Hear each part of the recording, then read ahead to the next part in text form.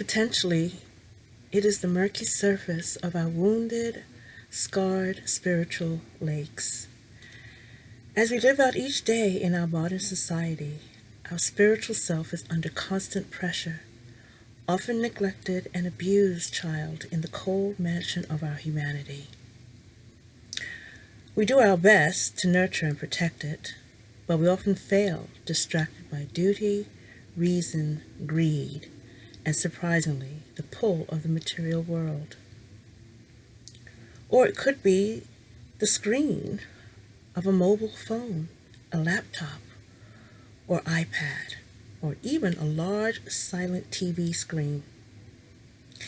Isn't it ironic that we give to these black devices the power to be the windows to our world? And so begins the entryway into the Dark Mirror Oracle deck. Peace and blessings, everyone. Welcome back. Queen Osset here. I am going to do a walkthrough of this new Oracle deck, and I want to give, a disclaimer or a caveat in regards to this deck. I briefly looked through the book, and it is one of those decks that will take you deep within to your psyche, and if you're not ready to face that part of yourself honestly, this may be a deck that you might want to bypass.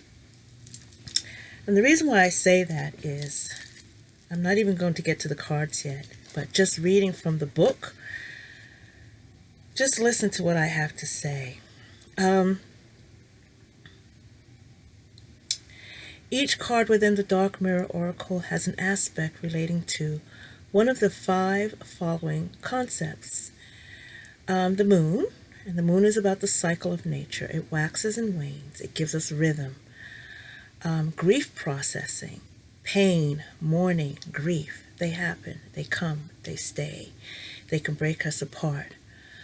Our mind cannot fight grief directly. Instead, it slowly processes through the emotions with time, walking through the 5 different stages. And the stages are denial, anger, bargain, depression, and acceptance. And it goes deep into those meanings. You have a visual seed here, and it talks about the description of the card as it looks like. Could offer the meditation seed. So look at the card and let it speak to you. And then you have a sentence, and this is a reflection upon the card meaning through a single sentence. And then it says, going dark. We fear the dark, yet sometimes we need to embrace our fear and walk through it. It is not an easy task, because even if we are strong, the darkness can also be strong. It is a part of us, and it strikes where we are weak. It is a necessary process sometimes. Stare into the darkness, walk into the darkness, and let the darkness in. Look into the dark mirror. Again, I'm going to repeat this over and over again because, we need to take responsibility. Deck creators, manufacturers, those of us who do walkthroughs, to put a disclaimer. I never thought that I would come across that, but I know that for many people doing shadow work can be very intense, and many people are not ready to deal with that just yet. Now, you do have a simple way to read, and it says here, when you feel sad and dark, when things look uphill and you are flooded by negative emotions and feelings or lingering memories of those, use the Dark Mirror Oracle. Just draw a card. Take the time to look at it. Let the card accompany you to the dark side. Look into the card for the reflection of your shadow. Your shadow is all about those negative feelings. Follow them. Then look away from the dark mirror and come back to the light. Take a big breath. Do not think about it too much, too soon, but think about it. And then you have a more advanced way to read. Returning to the very first topic of this booklet, what kind of questions would you ask the dark mirror? Questions you don't like the answer. Questions which you are forced to change, or that forces you to change. And questions that make you deal with pain and pressure. So again, I'm just putting this out there. I guess you could say it's just a word of warning. Keep in mind, this is an oracle deck. Please understand that this does not take the place of professional help. Please use this deck with caution. Don't take it lightly. I haven't been through the cards, so I don't know what they say, but you heard it here first. It's an interesting deck. It says here, please understand there's no way to force yourself unless you're not ready. When you're ready to face the questions, have confidence and know the road that begins with the answer may take you to wondrous places. Try the cards. If you're ready, you will find the answer. The cards become the catalyst to help you thread where you are scared or uncomfortable, or when you are constantly procrastinating, excuse after excuse. So you can use this deck to, for those of us who need to go a little bit deeper. We don't necessarily require therapy in that sense, you know, but we've got a good grasp on our psyche and who we are. So, the Dark Mirror is an oracle deck that was produced by Lo Scarabeo. Okay, the guidebook, of course, it's a nice book. Unfortunately, it has a few pages dedicated to English. Just that much there to the English version. And in here it tells you a little bit about the author, a chief editor of Lo Scarabeo, and international teacher, Riccardo, which is Riccardo Minetti. Excuse me. No, sorry. I was thinking of something else.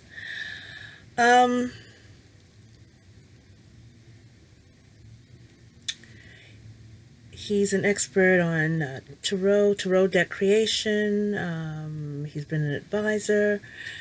He believes that tarot can become tools for integrating everyday experiences into your life journey. And then you have Laura Sava, and she is known as Another Wanderer. She's an illustrator, incredibly skilled. So the guidebook has, I'm going to show you one, like this one for Masquerade. It has a moon cycle. You've got your sentence there and different energies. Let's see, the visual seed, where I guess it describes what it looks like on the card. You have a phrase here. You have the sentence, and then information about going dark. So let's take a look at this deck, shall we? Okay. As I said, typical Lo Scarabeo. You have the pull string there, several languages.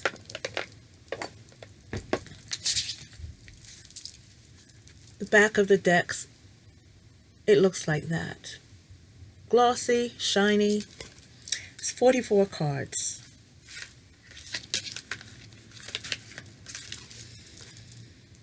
Okay. First card. Triumph of Lies. We have that double, let's see if I can get rid of that glare. That double mirror image there. The bodies are disjointed a bit, it looks like.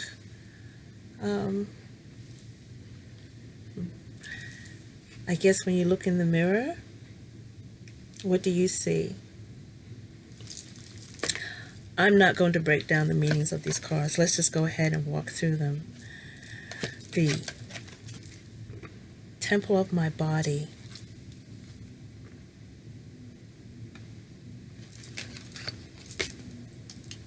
Let's see, let me pause. Okay, I'm back. Let's try this again because that glare is ridiculous. Okay, we have Triumph of Lies. It's a little bit better. Temple of My Body.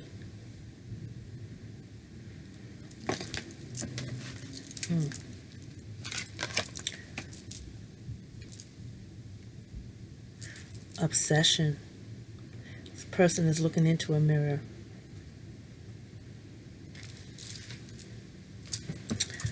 Oh.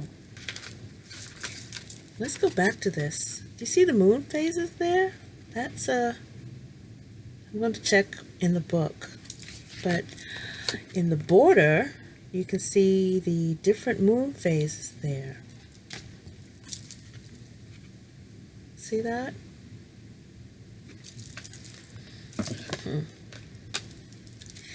Is this me? Very Barbieri pinup. I mean, I don't know. What do you think? Gilded regret.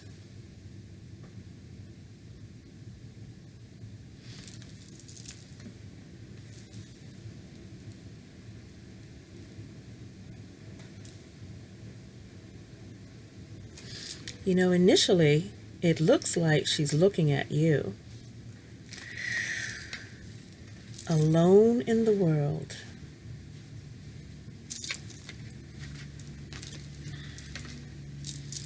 Sacrifice.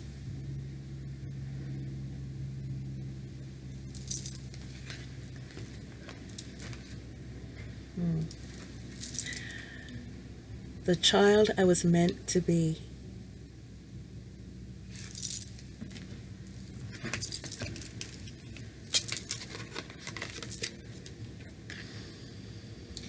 Envious gluttony.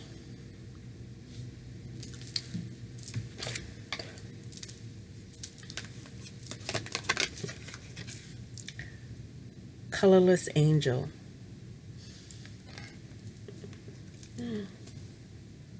Oh boy. Addicted.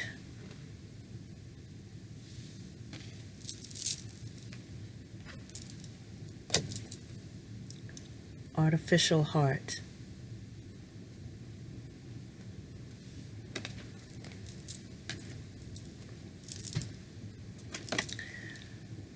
Blinded to pain. You know, I get the feeling this is where we shove our feelings and everything under the carpet, you know. How are you doing? Oh, I'm fine. I'm fine. I'm okay. No, my feelings aren't hurt. I'm okay, you know.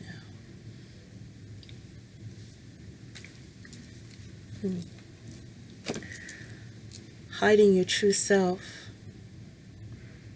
I'm looking at that red. Red always indicate to me passion, but it's also connected to your root chakra, your place of security, your sense of stabilization. And when that's shaken, you know, the foundation just falls away. You don't feel secure. Masquerade. How many of us? I don't think this should be a fault per se. You know, we have to wear different masks depending on the situation. It's not that we are disingenuous or we're not authentic or we're not real. It's just that perhaps many of us are mindful, you know, that comes with growth.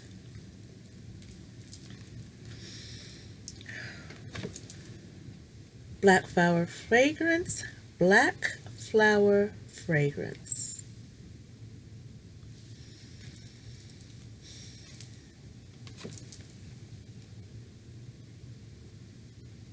Forgetting oneself.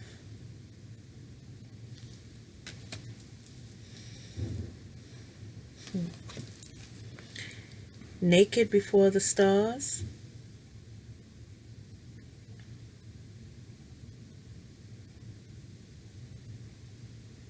Only the universe really knows who we are.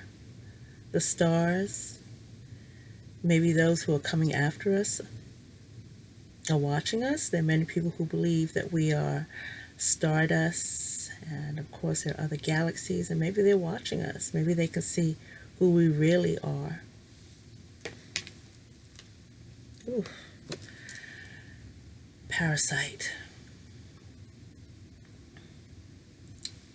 I think we all have that one person that latches on and leeches from you, drains your energy, drains your essence, and out of obligation, commitment, trying to be human, you don't get rid of them.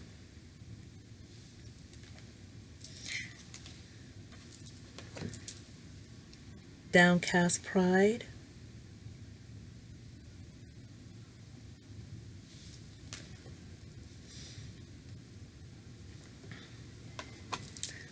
Bird in a cage. It's not really a cage. It looks more like laser lights. I'll be curious to take a look at this card. The figure is a skeleton. Time passes by. Maybe, this is that trap of thinking, I'm not good enough, I'm not educated enough, I don't make enough money, I don't have the right body size, I don't have the right hair type, I can't. And before you know it, time has passed you by.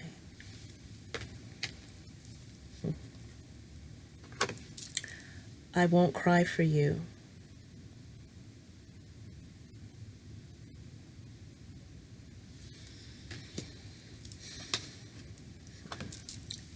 Revenge.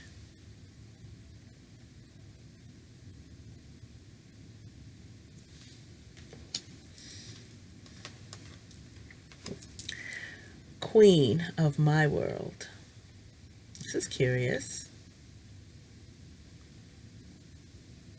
Again, with the red and the passion and the drive, the assertiveness, the aggressiveness. I don't feel that this was given, but I feel that there's an overprotective energy there as well.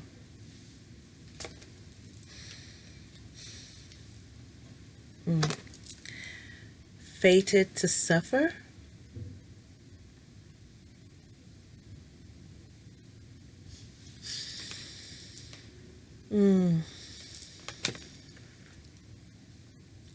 Do you feel non-deserving?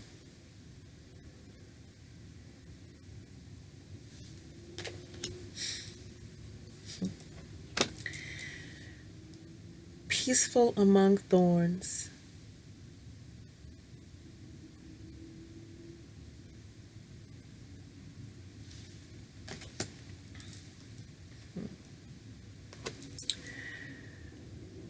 Fragmentation.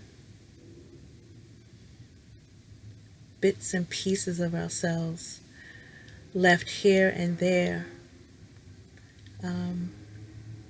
especially in relationships. Any sort of relationship, don't have to be intimate. Anytime you engage another human being, now I could be wrong, but this is what I'm feeling. You just leave a little piece of yourself wherever you go. Especially if you've been in a situation for a long time and then that situation ends. How do you reclaim all of those pieces of yourself?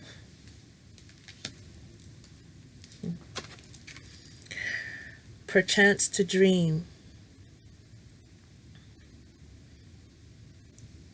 Many of us don't sleep these days. Are we afraid of what sleep may bring? The nightmares, the other side, the connection to the unknown. Sometimes that could be scary, that loss of control.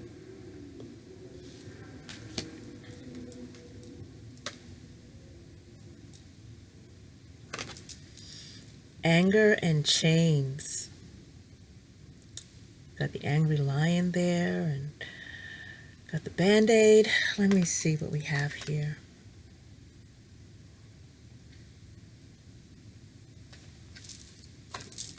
Just a lot of aggressiveness, a lot of active energy here.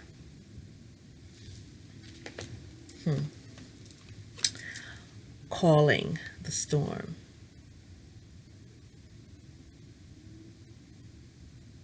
You've heard that saying? A young woman was approached by an energy, I guess you could say the storm, and was told to be mindful of the coming storm. And she looked it square in the eye and said, I am the storm. Or words to that effect. Atonement.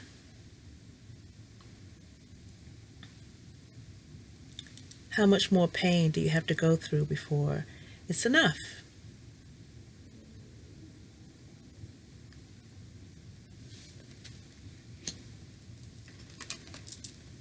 And today for tomorrow. We have to be mindful to live in the present. Tomorrow is not promised to anyone. So don't waste away your todays.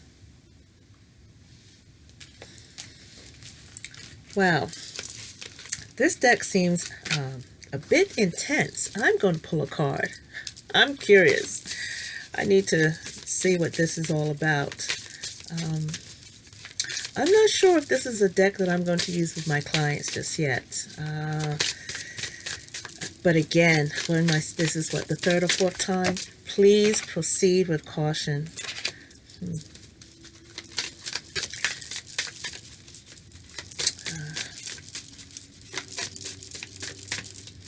I think these cards would trigger people if you're not centered, grounded, and ready. But let's take a look at one of the messages, okay? But for what I just read and the imagery and such, it's quite visceral. And if you're not in a safe place,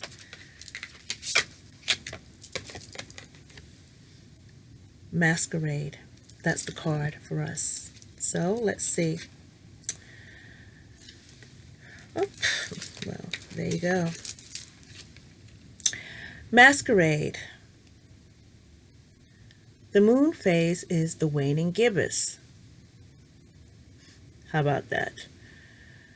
We're at the bargaining stage of releasing.